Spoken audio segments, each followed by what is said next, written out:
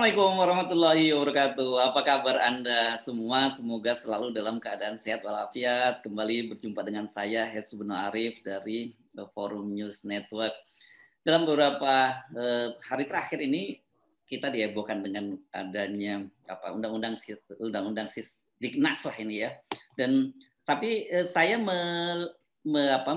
saya membaca sebuah Twitter ini agak kocak ini. Karena kok saya baca ini ada Twitternya dari seorang pengamat pendidikan, Mas Indra Karismiaji ini soal apa ini ya? Soal kok dia mempertanyakan rupanya jalur formal lewat warga ditolak itu lebih mudah lewat istri pejabat. Saya nggak tahu nih apa konteksnya gitu. Tapi saya akan mengajak Anda ngobrol dengan Mas Indra Karismiaji. Mas Indra, apa kabar? Alhamdulillah, kabar baik Mas Hersu. Semoga selalu sehat. Dan ini pandemi mudah-mudahan cepat berakhir. Ya menarik, padahal Mas Indra ini Direktur Populi ya. Saya pengamat pendidikan ya. Populi ini kan yayasan Katolik nih ya Mas Indra ya. Kita ormas Katolik, Mas. Oke, ya. Tapi Anda ini Katolik kadrun nih kalau Anda pakai istilah alhamdulillah itu. Nah, soalnya kalau tiap kali kita memberikan masukan, pandangan pada pemerintah, semuanya dianggap kadrun kan gitu loh. Dan jadi saya memang kadrun jurusan Katolik kan gitu. Saya sebenarnya senang begini nih.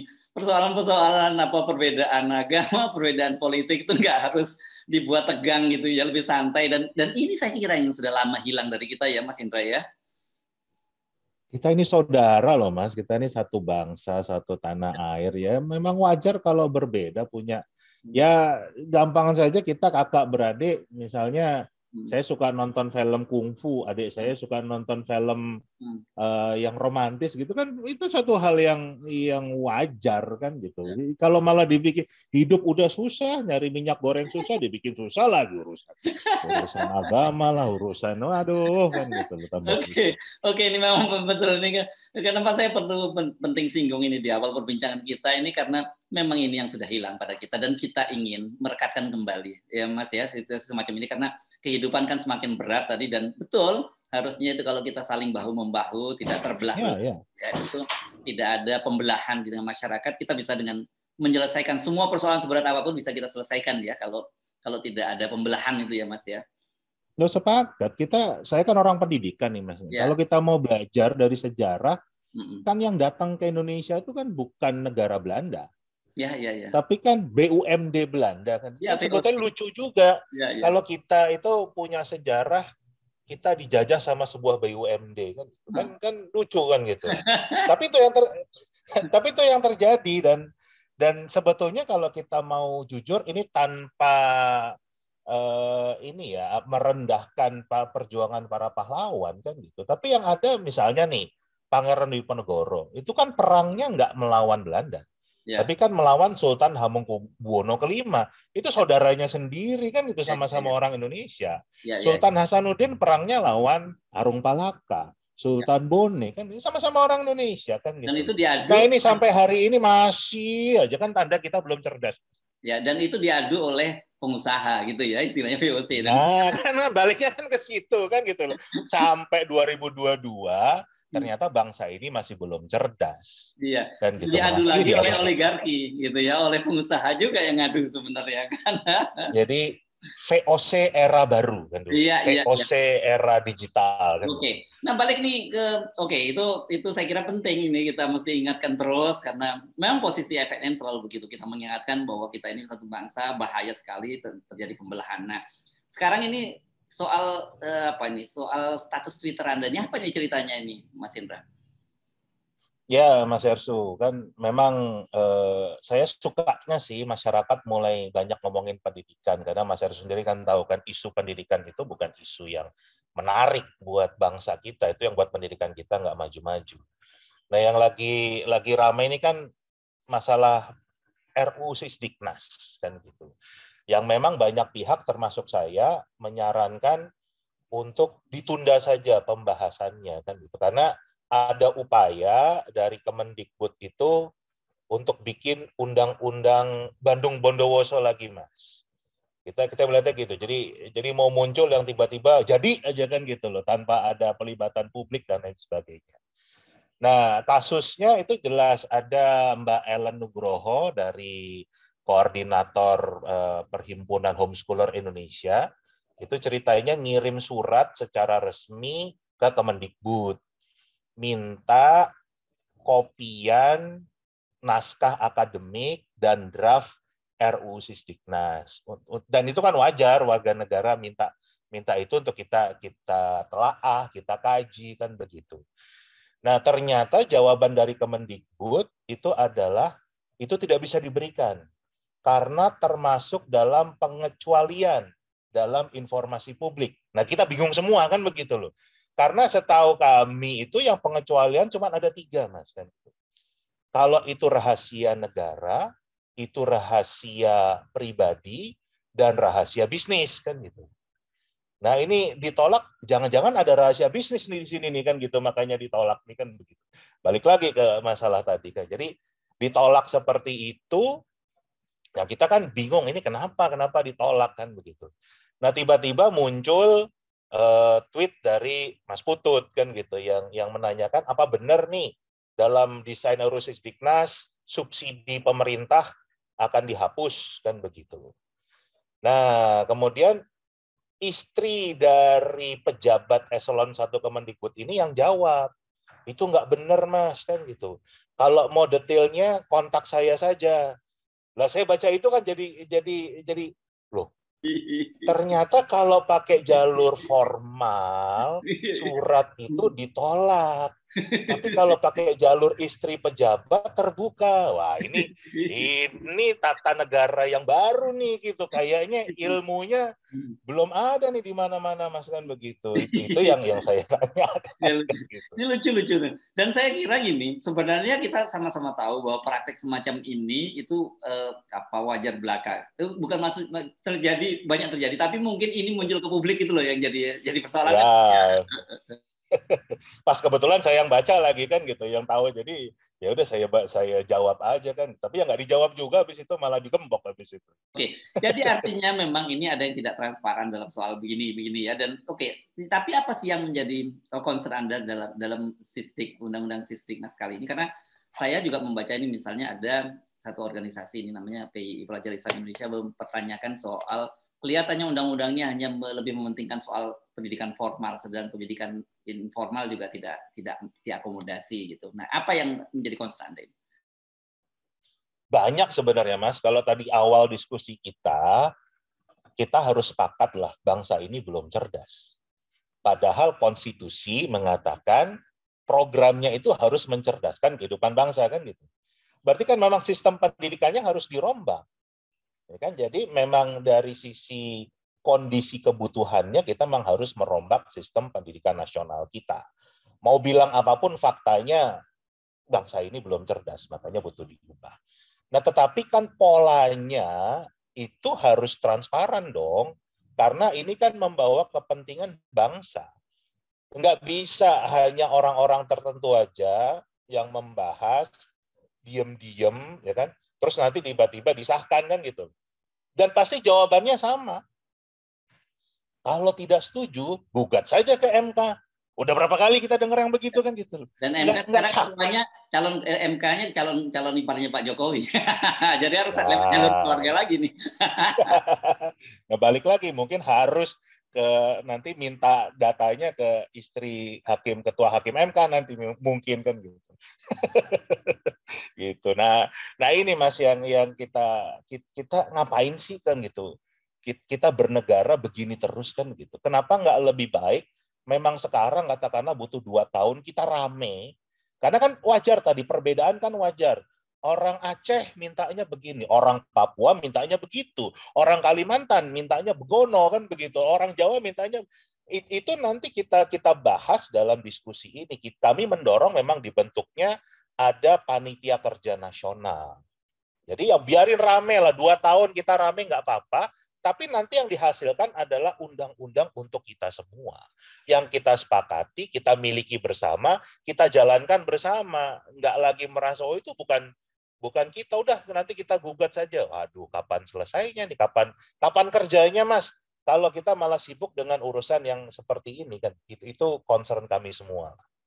Kalau nggak salah yang ini Anda sorot ini persoalan tadi ya, soal anggaran gitu ya. Ya di sini dipersoalkan soal bahwa itu bukan hanya menjadi tugas dari pemerintah, tapi rakyat juga harus bertanggung jawab gitu. Kalau nggak salah saya menafsirkan, tapi mungkin Anda bisa luruskan. Dan beberapa waktu lalu dalam perbincangan kita kan juga waktu itu mempersoalkan soal BOS ya, untuk sekolah-sekolah yang mau disuruh merger gitu. Yang kemudian Anda membayangkan dulu lucunya kalau sekolah Islam atau sekolah Muhammadiyah kemudian atau NU disuruh merger dengan sekolah Katolik itu ya waktu itu ya. Jadi SD Muhasius kan gitu loh. Muhasius. Muhammadiyah dan Nah, ini yang sekarang ini apa nih Mas soalnya Mas kalau soal anggaran pendidikan ini? Oke, jadi di salah satu yang dibuat dalam draft RUU Sisdiknas ini, bocorannya yang kami dapatkan, pasal 8 itu mengatakan warga negara wajib menanggung biaya pendidikan. Itu kalau kita sandingkan dengan Undang-Undang Dasar 1945, pasal 31 ayat 2, mengatakan setiap warga negara wajib mendapatkan pendidikan dasar dan pemerintah wajib membiayainya. Kan udah bertentangan, Mas. Dari situ aja kan sudah bertentangan. Nah, ini sebetulnya desain pemerintah mau seperti apa sih kan gitu. Apakah memang pendidikan kita mau dikomersialisasikan, artinya diserahkan memang semua harus bayar lagi. Kan itu harus dijelaskan. Artinya ya memang undang-undang dasarnya harus diganti dulu kan begitu. Atau memang desain besarnya mau ganti undang-undang dasar kan gitu loh. Ini kan kita masih menunggu-nunggu nih kan sebetulnya apa desain besar. Tapi yang jelas tertera di Undang-Undang Dasar 45 tentang pendidikan, pemerintah wajib membiayainya. Tiba-tiba muncul di turunannya warga negara wajib menanggung biaya pendidikan kan gitu. Nah, ini kan kita sudah kaget dan kan nyambung dengan diskusi kita yang dulu, Mas. Pemerintah sendiri memang sudah melakukan langkah di mana menghapuskan dana BOS ini. Untuk sekolah yang jumlah siswanya kurang dari 60, itu sudah dihapuskan, makanya kami protes. Jadi kalau sekarang aturannya masih dihapus, tapi ada diskresi lah dari menteri kan. Jadi artinya kita ini kan nggak asal ngomong, kita juga nggak asal protes. Ada asap karena ada api lah, Mas, kan begitu. Jadi karena yang sudah dilakukan pemerintah demikian, ya kami, ini kayaknya memang arahnya subsidi ini mau dihapus kan gitu. Kalau memang tidak, jelaskan dong secara transparan sebetulnya desainnya seperti apa. Kan yang disampaikan Kemendikbud, itu tidak benar. Yang kami dorong malah wajib belajar 12 tahun. Ya kami lebih ketawa lagi. Yang 9 tahun aja belum beres, mau 12 tahun kan begitu. Gimana caranya kan gitu loh. 12 tahun wajib tetapi warga negara suruh bayar. Kan sama aja bohong kan gitu loh. Nah, saya lagi mikir-mikir ini. Karena orang lagi ribut-ribut soal pembangunan ibu kota baru, anggaran yang terbatas. Jangan-jangan ini kaitannya pemerintah nggak punya duit lagi. Padahal Dikbud ini termasuk salah satu kementerian yang bahkan dijamin oleh undang-undang ya, anggapannya harus 20% itu ininya kan. Gede banget kan Dikbud ini kan. Kalau Dikbudnya memang hanya 80 triliun, Mas. Hanya kalau 80 triliun gede banget sebetulnya kan. Jadi sebetulnya 550 triliun, Mas Yarsu, kalau kita bicara anggaran pendidikannya. Jadi besar sekali. Tapi ternyata setelah saya breakdown, yang lari ke pelajar, jadi kita bicara yang berhubungan dengan anak TK, anak SD, anak SMP, SMA, SMK, sampai anak mahasiswa, itu cuma setengahnya, Mas. Jadi cuma sekitar 275 triliun saja. Yang setengahnya itu nggak jelas. Gitu. Ada kementerian ini, ada Otsus, ada bahkan 30 triliun itu lari ke bendahara umum negara kan gitu. Ya kita bingung ini dibuat apa sih urusan pendidikan apa. Nah, itu kalau kita 275 triliun tadi kita bagi jumlah pelajar kita yang 60 juta kurang sedikit, itu hitungannya sehari cuma dapat 12.700, Mas, cuma semangkok mie instan aja tuh. Per mahasiswa ya? Per anak didik. Per mahasiswa juga kan gitu. Gimana mau jadi unggul kalau cuma dikasih 1 kali mie instan? Itu yang terjadi. Hmm. Tuh, Mas. Oke, yang Anda lihat ini lebih pada kebijakan pemerintah atau pada kebetulan ya tentu saja kebijakan itu sangat ditentukan oleh seorang menterinya gitu ya. Karena Anda kan juga termasuk yang sangat kritis nih kepada Menteri Mas Nadiem ini. Saya terus terang memang melihat ada krisis kompetensi, Mas, jujur. Untuk menangani urusan ya gampangannya ginilah kan gitu. Mas Hersu sebagai seorang jurnalis senior hebat kan gitu. Terus tiba-tiba suruh bertugas menyembuhkan COVID. Gitu.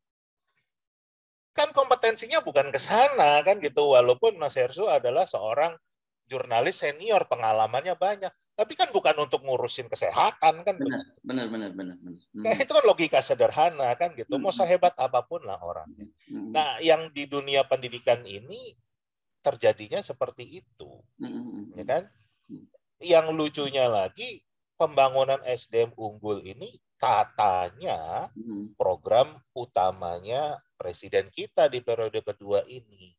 Yang ada bukan semakin unggul, semakin kacau kan gitu loh, semakin bodoh bangsa ini. Banyak, Mas, kajian-kajian yang menunjukkan sekolah di Indonesia itu bukan tambah pinter, tapi tambah bodoh. Tadi dari sisi mudah diadu domba oleh perusahaan saja dari 500 tahun yang lalu sampai hari ini masih terjadi. Ya. Itu yang mesti kita benahi bersama, dan kita sebagai bangsa Indonesia harus menyadari faktanya seperti itu. Jadi saya nggak mencari siapa yang salah, tetapi kondisi nyata yang ayo kita benahi bersama-sama. Itu poin saya. Catatan Anda apa ya yang paling menonjol ini? Karena kan Anda sendiri kan pernah mengenyam pendidikan di Amerika ya, Mas Indra ya. Dan kemudian kalau saya bandingkan misalnya dengan Eropa juga, ini kebetulan ada ponakan saya yang tinggal di Eropa, ketika setiap kali dia pulang ke Indonesia dan tinggal di rumah saya, dia kaget itu melihat anak saya berangkat sekolah dengan tas yang sangat berat dan jam sekolah panjang. Sementara dia kata dia kebetulan dia tinggal di Jerman, dia bilang bahwa loh, kalau kami di sana itu sekolah nggak banyak sekali, tapi nggak, mata pelajarannya nggak banyak, tapi kenapa mereka lebih maju daripada kita gitu? Jadi di mana salahnya itu, Mas? Saya sendiri juga pernah ngalamin, Mas, waktu kuliah dulu, materi matematika anak kuliah di Amerika itu sama dengan materi anak SMP di kita, Mas. Jadi kalau dari sisi banyaknya materi kita jago banget deh kan. Tapi kedalaman materinya ya pokoknya asal nilainya bagus deh, gimana caranya kan begitu. Itu yang terjadi, dan itu sudah puluhan tahun nggak dibenah-benahi juga kan. Nah, problem utamanya kita tahu sebetulnya, dan ini sudah sering saya sampaikan, kita itu nggak pernah punya blueprint, Mas. Nggak pernah punya cetak biru kan gitu. Jadi bangun apapun, kalau nggak ada blueprintnya, mau bangun rumah bayangin, Mas. Mau bangun 3 lantai jadinya cuma 2 lantai. Mau bangun kamar mandi jadinya gudang kan gitu loh. Karena nggak ada gambarnya, tapi anggarannya kan sama, keluar terus kan. Jadi nggak bisa dievaluasi. Nah, itu juga yang terjadi dalam dunia pendidikan kita. 550 triliun tiap tahun itu menguap tanpa hasil, dan bahkan bukan tambah pinter, tapi tambah bodoh. Jadi itu fakta. Fakta yang ada bisa dicek lah. Bank Dunia mengatakan itu, OECD mengatakan itu, banyak. Jadi ini bukan Indra Karismiaji yang mengatakan, tetapi lembaga-lembaga internasional. Bahkan Kemendikbud sendiri juga punya datanya seperti itu. Tapi pertanyaannya, memang mau dibenahi atau malah desainnya ingin membuat bangsa ini tetap bodoh? Itu yang malah harus kita secara kritis kita tanyakan. Jangan-jangan memang desainnya untuk membuat bangsa ini biar bodoh saja supaya mudah dibodohi, biar sumber daya alamnya bisa dikeruk semaksimal mungkin untuk kepentingan orang-orang tertentu. Jangan-jangan itu, mudah-mudahan saya salah.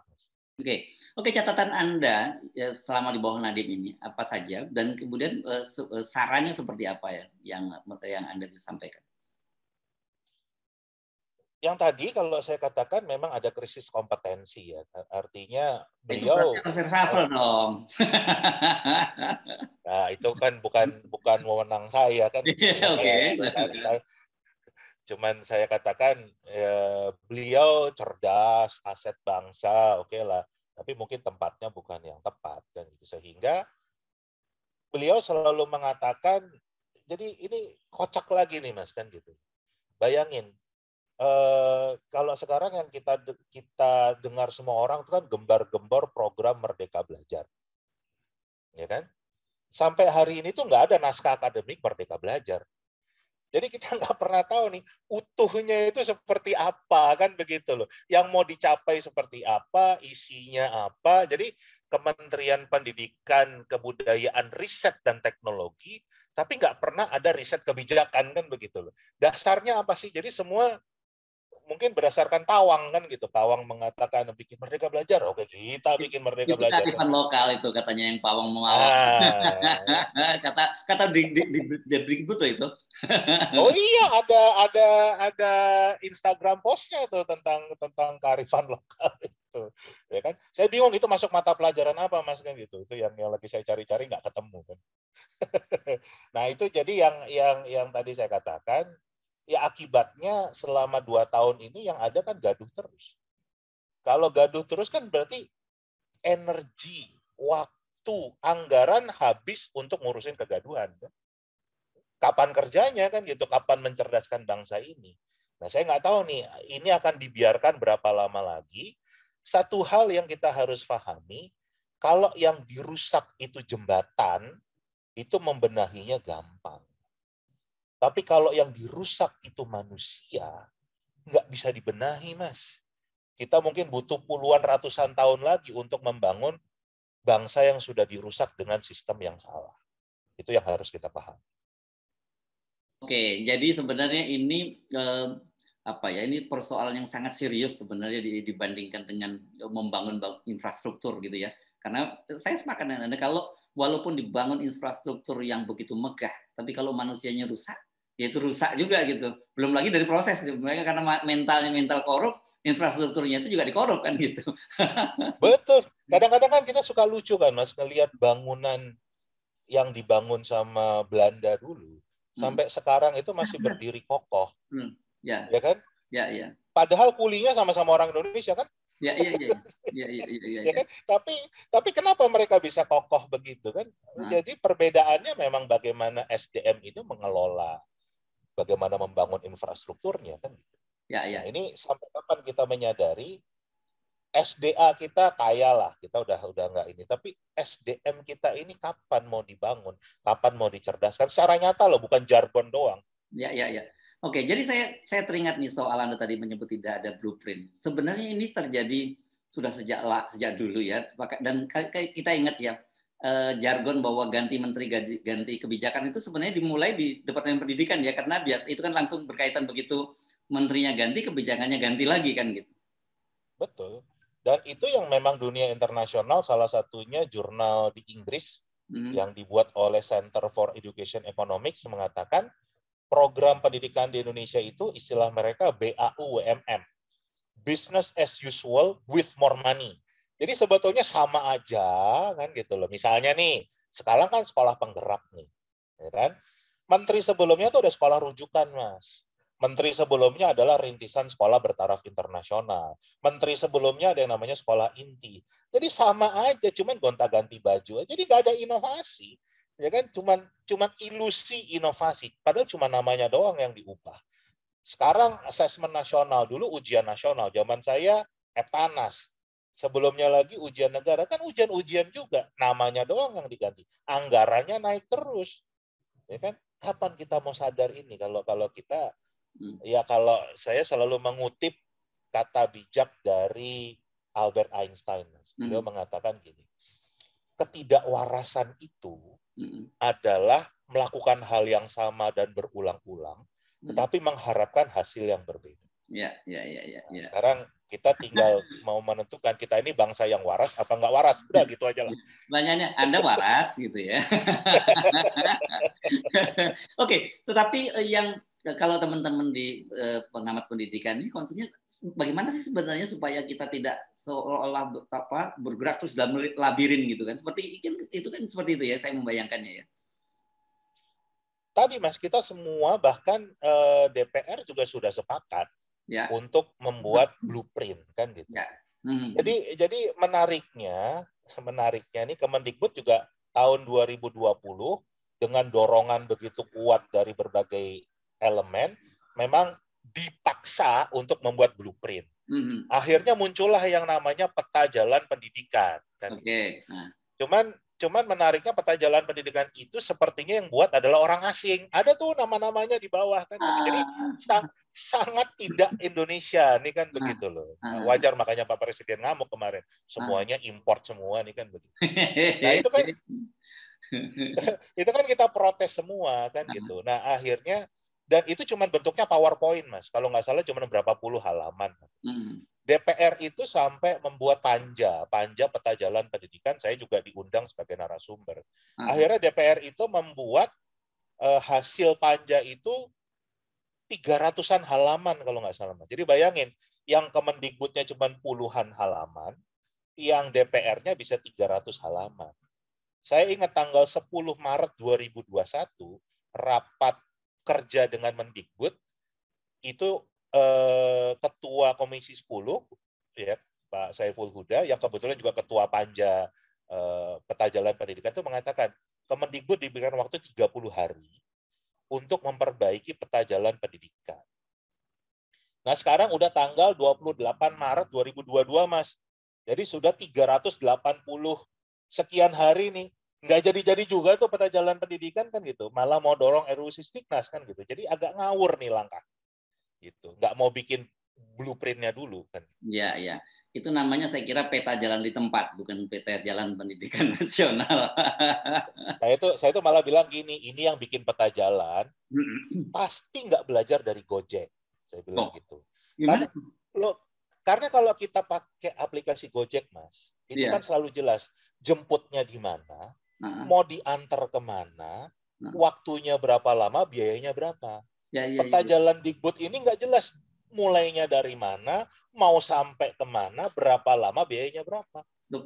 Makanya harus belajar sama Gojek. Loh, kok aneh ini ya? Masa pendiri Gojek harus belajar sama Gojek? Oke, saya kira ini kalau orang Jawa nyebutnya bulet ini ya, persoalan-persoalan pendidikan kita. Tetapi yang harus kita ingatkan bahwa ini sangat berbahaya sekali karena bagaimanapun juga sumber daya manusia sebuah bangsa itu menentukan masa depan bangsa, sebuah bangsa juga gitu ya, Mas Indra ya. Nah, pertanyaannya, Anda sudah hubungi Ibu pejabat tadi belum untuk minta RUU-nya? Lah digembok langsung Mas, langsung. Oh. Ini makin lucu. Aduh, udah. Saya kira kita jangan terlalu serius dulu, Mas ini. Mas Indra, karena kan? Ya stres, situasi bangsa juga semakin memburuk. Kalau kita terlampau serius, itu tambah stres kita. Tapi tapi tetap mengingatkan bahwa masalah pendidikan ini soal yang sangat serius gitu. Lepas dari pemerintahan siapapun, ini saya kira menjadi PR kita bersama, dan orang-orang seperti Mas Indra yang jadi aktivis dan pemerhati masalah pendidikan ini jangan pernah lelah ya untuk terus menyuarakan soal ini, Mas Indra ya. Terima kasih, Mas Indra. Walaupun bergerak kadrun ya, Mas ya. Ya risiko Anda. Kalau sekarang kalau Anda mengkritik pemerintah, walaupun Anda Katolik, Anda adalah kadrun. Nah, begitu. Siap. Padahal kalau di semua agama langit itu asalnya dari padang pasir semua kan, Mas ya. Betul. Baik Katolik, Yahudi maupun Islam semuanya muncul di padang pasir. Baik, terima kasih Mas Indra. Sampai ketemu lagi ya. Ya. Sama-sama Mas. Ya. Oke, demikian tadi wawancara saya dengan Indra Karismiaji. Beliau ini adalah Direktur Fakopoli dan seorang pengamat pendidikan. Saya Rusno Arif mengucapkan terima kasih. Sampai jumpa lagi. Wassalamualaikum warahmatullahi wabarakatuh.